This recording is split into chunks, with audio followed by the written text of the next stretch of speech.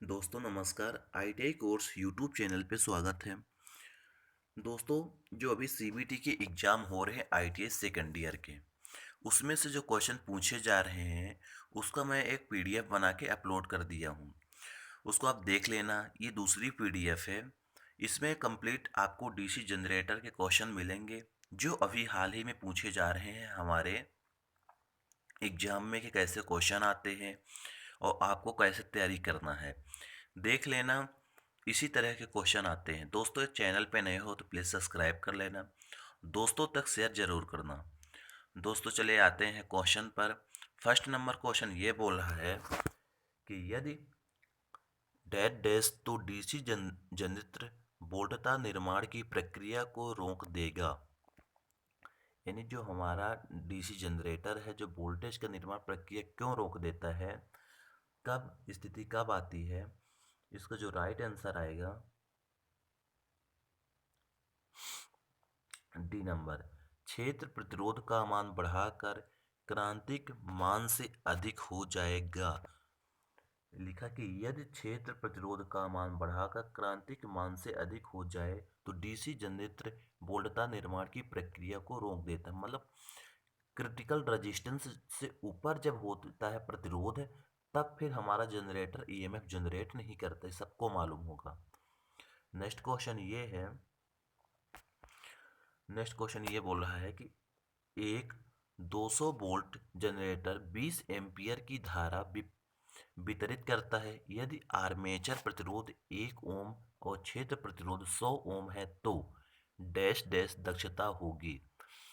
यानी जो हमारा वोल्टेज है 200 वोल्ट है, धारा है 20 एम्पियर उत्पन्न करता है, और जो आर्मेचर प्रतिरोध है 1 ओम है, तो क्षेत्र प्रतिरोध 100 ओम है। तो जो एफिशिएंसी यानी दक्षता पूछ रहा है, तो आपको सबको पता होगा दक्षता का फार्मूला है, निकाल लगाकर इनपुट आउटपुट का हम निकाल सकते हैं दक्षता।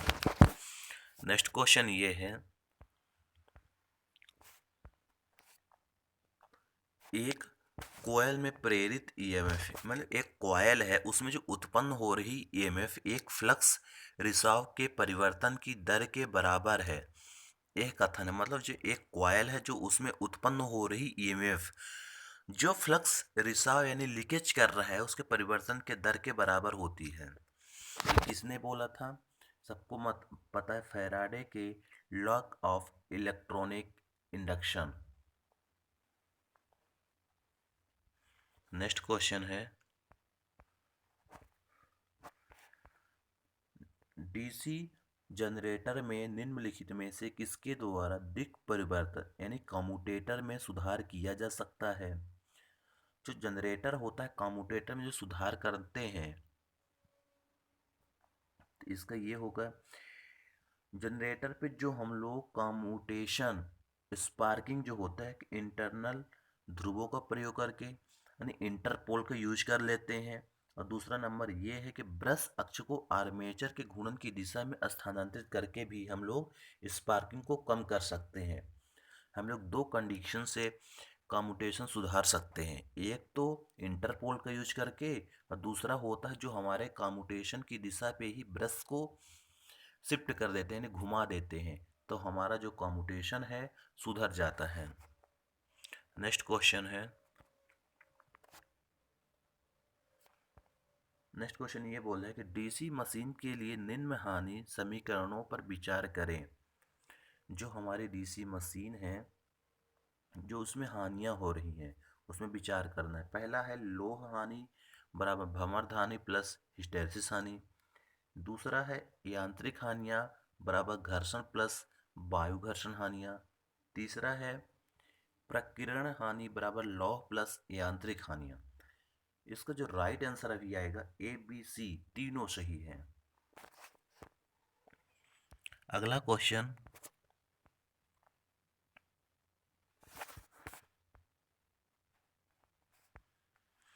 लिखा है कि निम्नलिखित चित्र में दिखाई गई डीसी मशीन है।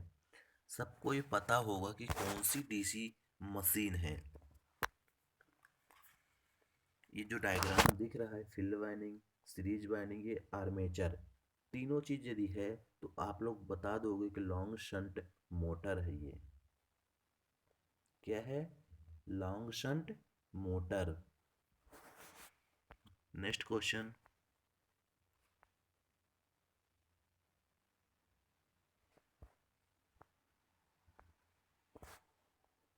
Which of the following is not the constant loss of DC generator?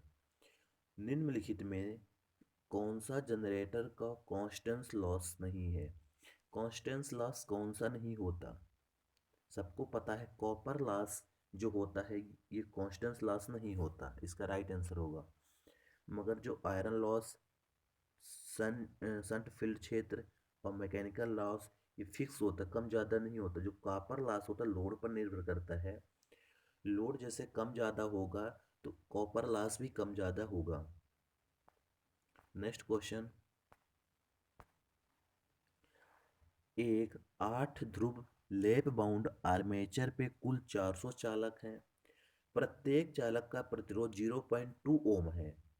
Armature का कुल प्रतिरोध एक ज्ञात कीजिए। हमें टोटल आर्मेचर का रेजिस्टेंस एक ज्ञात करना है, जिसमें से 400 कंडक्टर दिया गया है, 0.2 ओम रेजिस्टेंस है और जो 8 वोल्ट की हमारी मशीन है। इसका फार्मूला लगाकर हम लोग इसका आर्मेचर का टोटल रेजिस्टेंस एक ज्ञात कर लेंगे। अभी इसका जो आएगा 1.25 ओम आएगा इसका राइट आंसर। आप लोग जरूर ऐसे क्वेश्चन न्यूमेरिकल भी आने की संभावना है, न्यूमेरिकल आ सकते हैं तो एक दो क्वेश्चन डीसी जनरेटर से, तो आप लोग ऐसे क्वेश्चन तैयारी करके जाना। नेक्स्ट क्वेश्चन, अगला क्वेश्चन ये बोल रहा है, एक 4 ध्रुव यानी 4 पोल 20 किलोवाट 180 वोल्ट वेव बाइंडिंग वाले डीसी जनरेटर में प्रत्येक समानांतर पथ में धारा होगी। 4 पोल की मशीन है, 20 किलोवाट का जनरेटर है और 180 वोल्ट वेव बाइंडिंग वाले डीसी जनरेटर्स में प्रत्येक समानांतर पथ में जो करंट पूछ रहा है, करंट निकालने का सूत्र यानी करंट फार्मूला लगाकर आप करंट निकाल सकते हैं। अभी इसको जो राइट आंसर आएगा 55.55 एम्पियर करंट आएगा। अगला क्वेश्चन ये है, 4 पोल मशीन में प्रत्येक पोल के अधीन 40 स्लॉट हैं। प्रत्येक स्लॉट में चित्र के अनुसार चालक है। मशीन में चालक की संख्या यानी कंडक्टर की संख्या, सबको पता है कि 4 पोल की मशीन दिख रही है आपको, प्रत्येक पोल के अधीन यानी प्रत्येक पोल 40 स्लॉट है। प्रत्येक स्लॉट चित्र के अनुसार चालक है, जिसे चित्र में चालक दिखा रहा है आपको। अब पूरे मशीन के कंडक्टर की संख्या ज्ञात करना है। अभी जो इसका राइट आंसर आएगा 160 कंडक्टर्स आएंगे। अगला क्वेश्चन,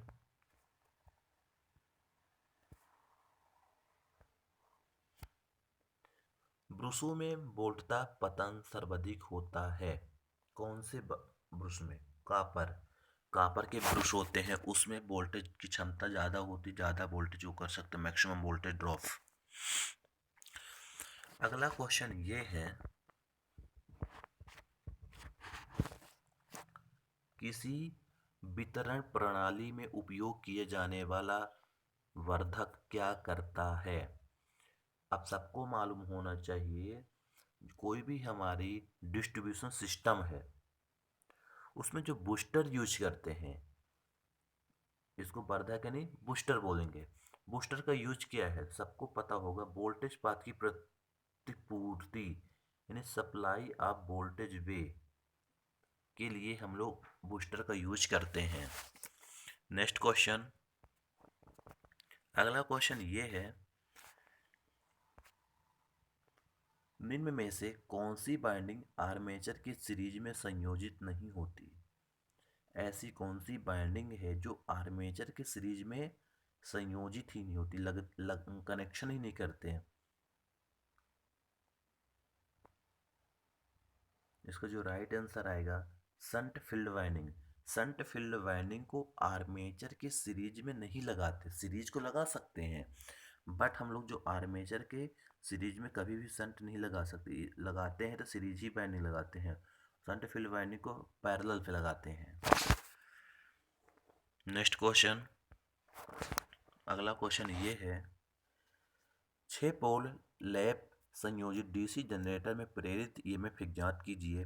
जब 1200 आरपीएम पर घूर्णन करता है, फ्लक्स प्रति पोल 0.3 मिली वेबर है, कुल आर्मेचर चालक 100 है, आर्मेचर कंडक्टर की संख्या 100 है, जो हमारा फ्लक्स है 0.3 मिली वेबर है, जो हमारा आरपीएम है 1200 आरपीएम पर मशीन घूमती है, तो पोल की संख्या 6 पोल है। तो आप आसानी से निकाल सकते हो कि हमारे आर्मेचर कुल चालक 100 है, तो जांच कर सकते हो। अभी जो इसका राइट आंसर आएगा 6 वोल्ट आएगा, क्योंकि हमें यहाँ पे ईएमएफ ज्ञात करना है। ईएमएफ निकालने के लिए सबको फार्मूला मालूम होना चाहिए कि ईएमएफ निकालने के लिए क्या होता है, क्योंकि हमारे 6 पोल दिए गए हैं, आरपीएम दे दिया गया है, वेबर दे दिया है, चालक की संख्या दी गई है। तो आपको पी एन जेड बराबर निकाल लेना है कि कितना हमारा आता है। नेक्स्ट क्वेश्चन ये है, अगला क्वेश्चन, किसी डीसी मशीन में प्रत्येक चालक चुंबकीय अभिवाह से डैश डैश पर और इसकी गति किस दिशा में स्थित होती है। 15 नंबर जो क्वेश्चन दिया गया है, इसका जो राइट आंसर आएगा, अभिवाह फ्लक्स से 90 एंगल पर और इसकी गति किस दिशा में स्थित होती है। आप लोगों को पेपर को मैं लेबल बता रहा हूँ कि हमारे पेपर कैसे कैसे आ सकते हैं। आपकी तैयारी कैसी, क्या न्यूमेरिकल भी आप कर रहे हैं, नहीं करे हैं? यदि अभी नहीं करे हैं तो समय आप कर लो। यदि कार्बन ब्रश का संपर्कन प्रतिरोध अधिक है तब, जो कार्बन ब्रश है, कार्बन ब्रश का जो हमारा प्रतिरोध ज़्यादा है तब क्या हो सकता है, सबको मालूम होना चाहिए। स्पार्किंग गति सीमित की जा सकती, जब रेजिस्टेंस को बढ़ाकर हम लोग स्पार्किंग कम कर सकते हैं, लिमिट कर सकते हैं। राइट आंसर सी होगा। नेक्स्ट क्वेश्चन, एक 100 किलोवोल्ट 200 वोल्ट लंबे शंट कम्यूटेटिव कंपाउंड जनरेटर में आर्मेचर प्रतिरोध नगण्य है, आपूर्ति की विद्युत धारा का मान क्या होगा।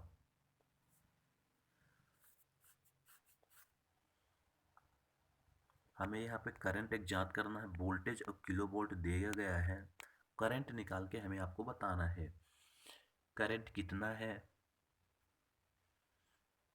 अभी जो इसका राइट आंसर आएगा 500 एम्पियर आएगा, आप लोग जरूर निकाल के देख लेना।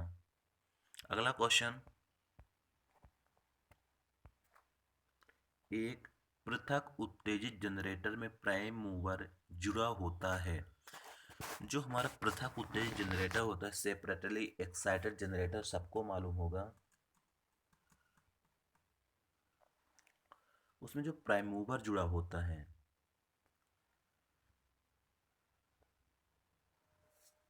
वो जो हमारा प्राइम मूवर होता है आर्मेचर के साथ कनेक्ट होता है। अगला क्वेश्चन ये है, यदि एक 8 पोल 220 वोल्ट सिंप्लेक्स लैप बाउंड वाला आर्मेचर 125 एम्पियर वितरित करता है तो इसकी प्रति पाथ वोल्टता कितनी होगी। इसका जो वोल्टेज निकालना है तो सबको पता 220 वोल्ट होगा, निकालना है, आपको निकालना आता है, हमें ऐसे लगता है कि आप निकाल सकते हैं, क्योंकि यदि मैं निकाल के बताऊंगा तो आपको टाइम लग जाएगा, वीडियो लंबा बन जाएगा। अगला क्वेश्चन है, एक 4 पोल सिंप्लेक्स वेव बाउंड जनरेटर में आर्मेचर धारा 40 एम्पियर है, प्रति पथ धारा क्या होगी। इसका जो राइट आंसर अभी आ रहा है 20 ampere, right answer C number. अगला क्वेश्चन, डीसी मशीन में यांत्रिक दृष्टिकारी को किस नाम से जाना जाता है। डीसी जो मशीन में यांत्रिक दृष्टिकारी को किस नाम से हम लोग जानते हैं।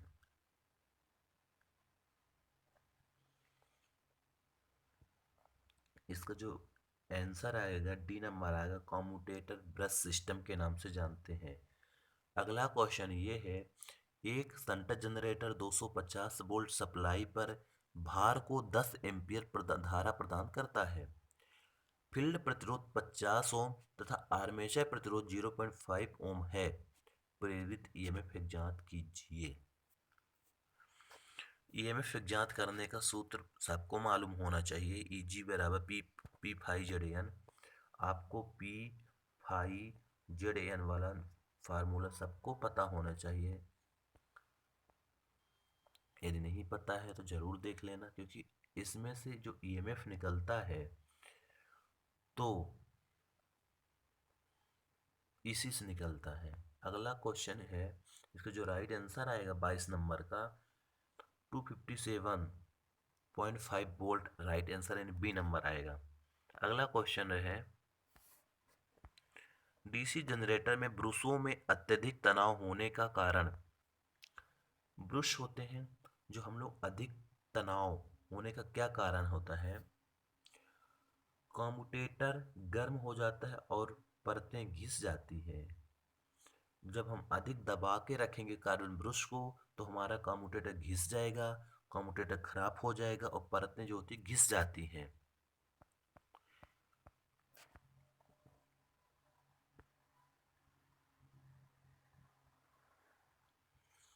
डीसी जनरेटर का पार्ट, यहाँ पे नेक्स्ट अगला क्वेश्चन ये है कि आपको डीसी जनरेटर के पार्ट के बारे में पूछा है।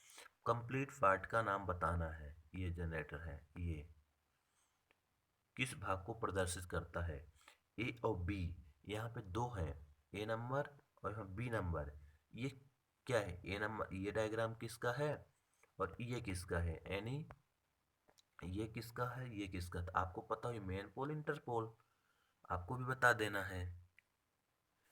इसको जो राइट आंसर आएगा सबको मालूम होना चाहिए, इतना तो सब पढ़े होंगे। मेन पोल एंड इंटरपोल होता है, सी नंबर राइट आंसर आएगा। इंटरपोल एंड मेन पोल है, क्योंकि डायग्राम को सब पता है कि ये मेन पोल है हमारा, ये मेन पोल है, ये इंटरपोल है, ये मेन पोल है। नेक्स्ट क्वेश्चन ये है,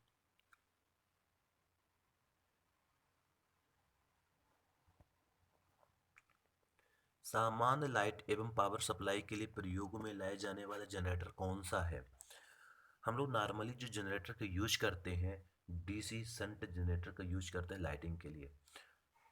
अगला क्वेश्चन, हानि जो फ्रीक्वेंसी परिवर्तन में सर्वाधिक परिवर्तित होती है, 26 नंबर क्वेश्चन में, उस हानि को क्या कहते हैं जो फ्रीक्वेंसी परिवर्तन में ज़्यादा परिवर्तित होती है? वो जो लॉसेस है एडी करंट लॉस है। Right answer B number. Next question है 27 नंबर, हिस्टैरिसीस हानि ज्ञात करने के लिए प्रयुक्त फार्मूला किस पर आधारित होता है? जो हिस्टैरिसीस लॉस होता है, जिसको फार्मूला होता है तो साइंटिमिनेशन लॉ के अकॉर्डिंग फार्मूला ज्ञात होता है। नेक्स्ट क्वेश्चन ये बोल रहा है,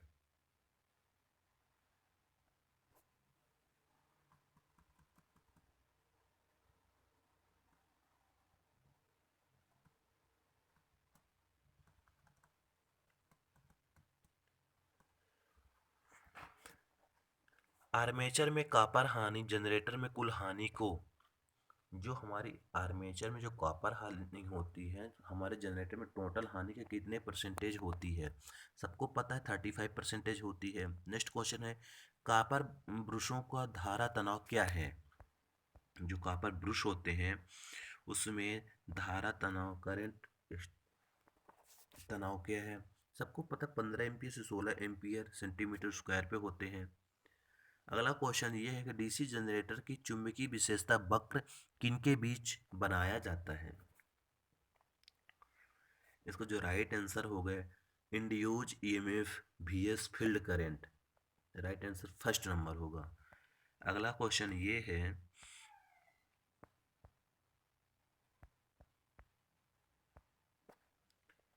डीसी शंट जनरेटर का लोड विशेषता वक्र क्या होता है? ड्रॉपिंग। राइट आंसर ड्रॉपिंग हो जाएगा। अगला क्वेश्चन, वोल्टता नियम के अनुसार जनरेटर का क्रम निर्धारित करें। यानी वोल्टेज रेगुलेशन के अनुसार जो हमारा नियम है, तो अपन को ये बताना है इसमें।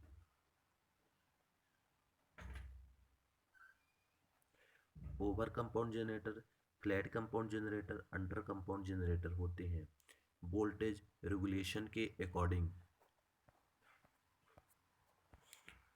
अगला क्वेश्चन ये है कि निम्न में से कौन सी क्रॉस फील्ड डीसी मशीन नहीं है? इसका जो राइट आंसर आएगा लॉन्ग शंट। नेक्स्ट क्वेश्चन, एक क्रॉस फील्ड डीसी मशीन में दो पोल हैं, इसमें इंटरपोल की संख्या ज्ञात कीजिए। यदि मेन पोल दो है तो इंटरपोल की संख्या भी दो ही होंगी। नहीं, एक क्रॉस फील्ड है जिसमें चार होंगे इंटरपोल की संख्या। नेक्स्ट है, निम्न में से कौन सा जनरेटर आर्क वेल्डिंग के लिए उपयुक्त है? जो हमारा आर्क वेल्डिंग के लिए जनरेटर उपयोग करते हैं, डिफरेंशियल कंपाउंड जनरेटर को यूज करते हैं। दोस्तों, जनरेटर का यूज, जनरेटर की वोल्टेज करंट निकालना जरूर सीख लेना, ऐसे क्वेश्चन बार बार आते हैं। नेक्स्ट क्वेश्चन है, डीसी जनरेटर में आर्मेचर को यांत्रिक रूप से संतुलित करने हेतु प्रयुक्त की जाती है। इसका जो राइट आंसर आएगा डमी कॉइल। जो हम लोग बैलेंसिंग के लिए उपयोग करते हैं, संतुलन करने के लिए, उसका काम है डमी कॉइल को यूज करके हम लोग संतुलन कर लेते हैं यांत्रिक मैकेनिकल रूप से। नेक्स्ट क्वेश्चन ये है, डीसी जनरेटर में प्रेरित ईएमएफ की ध्रुवता को कैसे विपरीत किया जाता है? जो जनरेटर हमारी बिजली बना रही है, उसकी जो हम बिजली बनाने की दिशा हो, जैसे आर बाई बी बना रही, तो बी आर बाई कैसे कर सकते हैं? उसको चेंज करने के लिए by reversing the field flux direction, हम लोग फील्ड फ्लक्स डायरेक्शन को रिवर्स करके हम लोग ध्रुवता को विपरीत कर सकते हैं। अगला क्वेश्चन ये है, फील्ड पोल संतृप्त होने से पूर्ण आर्मेचर प्रतिक्रिया, 38 नंबर क्वेश्चन ये बोला रहा है, तो ये होगा क्रॉस मैग्नेटाइजिंग। अगला क्वेश्चन ये है, शॉर्ट सन कंपाउंड जनरेटर में सीरीज फील्ड को किससे उत्तेजित किया जाता है? जो शॉर्ट सन कंपाउंड जनरेटर होता है, जो सीरीज फील्ड होती है, सीरीज फील्ड वाइंडिंग हम एक्साइटेड किसके माध्यम से करते हैं? सबको पता है लोड करंट के माध्यम से हम लोग एक्साइटेड कर लेते हैं। अगला क्वेश्चन ये है कि डीसी जनरेटर में घर्षण एवं वायु हानि होती है। जो हमारी डीसी जनरेटर होती है, घर्षण हानि और वायु हानि जो होती है, वो गति के वर्ग की समानुपातिक होती है। राइट आंसर ए हो जाएगा। अगला क्वेश्चन ये है, निम्न में से चुंबकीय हानि में शामिल कौन है? मैग्नेटिक लॉसेस में कौन सी हानि है? 41 क्वेश्चन का ये रहेगा कि eddy current and hysteresis loss. Right answer. Next question ये है, डीसी जनरेटर में इंटरपोल कैसे संयोजित होते हैं? In a DC generator how a interpole है कनेक्टेड। जो हमारे डीसी जनरेटर पे इंटरपोल लगाते हैं, वो कैसे लगाते हैं? सबको मालूम होगा, हमारा जो होता है इन सीरीज विथ आर्मेचर, हम लोग सीरीज में आर्मेचर के सीरीज में लगाते हैं। अगला क्वेश्चन, निम्न में से किसमें अवशिष्ट चुंबकत्व होना आवश्यक है? यानी शेष चुंबकत्व कौन से जनरेटर में होना आवश्यक है, तभी जाके वो बिजली बनाना चालू करेगा? ये होगा शंट जनरेटर। शंट जनरेटर पे हमारी मतलब अवशिष्ट चुंबकत्व रेजिडुअल मैग्नेटिज्म, यानी रेजिडुअल मैग्नेटिज्म होना आवश्यक है, तभी हमारा जनरेटर बिजली बनाना चालू करेगा। अगला क्वेश्चन है, एक 6 पोल लैप बाउंड आर्मेचर में 600 चालक हैं, प्रति चालक प्रेरित ईएमएफ 2 वोल्ट है, टर्मिनल पर प्राप्त वोल्टता होगी। 600 कंडक्टर है, 6 पोल की मशीन है, 2 वोल्ट है, ईएमएफ प्रेरित उत्पन्न करता है। तो जो हमारे टर्मिनल पर वोल्टेज है कितनी उत्पन्न होगी, इसका जो राइट आंसर होगा 200 वोल्ट। नेक्स्ट क्वेश्चन है, प्रेरण के कारण जनरेटर के आर्मेचर में प्रेरित ईएमएफ तथा कम्यूटेशन के कारण कॉइल में प्रेरित ईएमएफ है। सबको पता होना चाहिए जो प्रेरण के कारण जनरेटर में जो आर्मेचर में उत्पन्न ईएमएफ तथा कम्यूटेशन के कारण कॉइल में उत्पन्न ईएमएफ जो होता है डायनेमिक और स्टैटिक। प्रेरण के कारण जनरेटर में आर्मेचर में प्रेरित ईएमएफ डायनेमिक तथा कम्यूटेशन के कारण कॉइल में प्रेरित ईएमएफ स्टैटिक होता है। नेक्स्ट क्वेश्चन ये है कि डीसी जनरेटर में सामान्यतः 46 क्वेश्चन ये कह रहे ओनली 2 करेक्ट। सिर्फ इसमें दूसरा सही क्षेत्र स्थित चालक घूर्णी